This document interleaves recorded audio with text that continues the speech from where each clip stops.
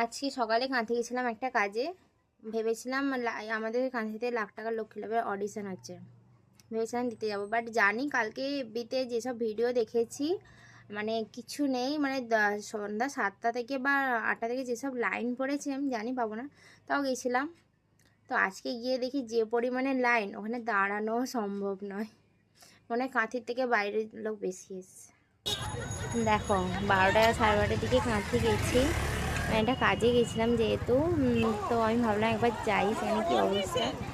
তো এইভাবে লাইন, মানে এখান দিয়ে পুরো মানে আমাদের কলেজে সেখান থেকেই লাইনটা হয়েছে, ওদিকে আর যাইনি। এই লাইনটা দেখেছো তোমরা?